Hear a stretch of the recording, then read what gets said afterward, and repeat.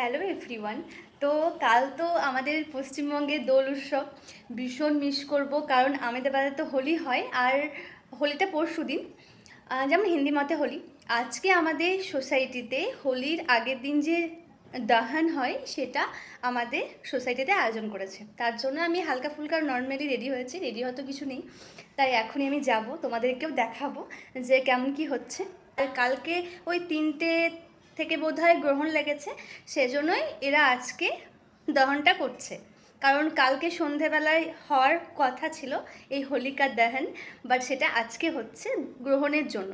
তবে গ্রহণের সময় যে রং মাখতে নেই সেটা অনেকজনের ভিডিও সোর্স থেকে বুঝলাম যে না, এরকম কোনো ব্যাপার নেই। তবে 3টে থেকে তো 3টের আগেই তো আমাদের সমস্ত দোল খেলা হয়ে যায়। আমি খুব মিস করছি শান্তিনিকেতন, কারণ শান্তিনিকেতনের দোলের মতো দোল উৎসব কোথাও হবে না।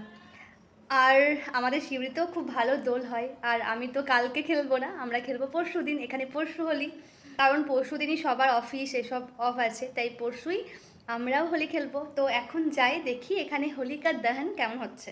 বলছি যে আমাদের পশ্চিমবঙ্গে কি গরম পড়ে গেছে? এখানে কিন্তু ভালোই গরম পড়েছে, মানে আমাদের এপ্রিল মাসে যেরকম গরম হয় সেরকম ফিলটা কিন্তু এখন হচ্ছে। তো এসো দেখি যে হোলিকার দহন কেমন হয়। তো আমি ফাইনালি পৌঁছে গেলাম যেখানে দাহন হচ্ছিল।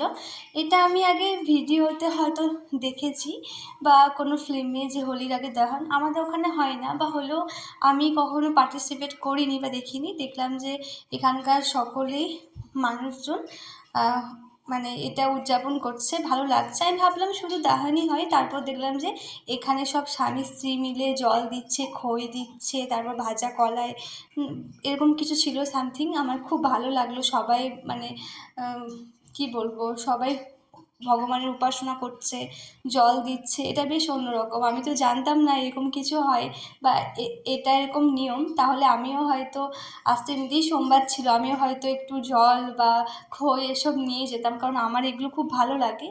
আমি অনেক কিছুই জানলাম যে এটা মানে কিভাবে উদযাপন করে বা কিভাবে কীরকম কী রিচুয়াল বা নিয়ম। ভালো লাগলো, আমার এটা ফার্স্ট টাইম ছিল। তোমরা আমাকে জানিও যারা জানো এই দাহনের সম্পর্কে।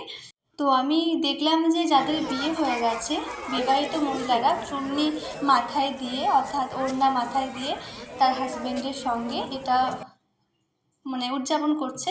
তারপর আমি এলাম শিব মন্দির, তোমরা জানো দেখেছো শিব মন্দির। আমি একটু প্রণাম করলাম, আজকে আমার মনটা একটু খারাপও ছিল আর একটু জল দিলাম, সোমবারও ছিল, তাই ভাবলাম একটু মন্দির থেকে ঘুরে আসি, মনটা ভালো হবে। তো সবাই কাল দোল উৎসব আনন্দ করো, আমরা পরশু হোলি খেলবো।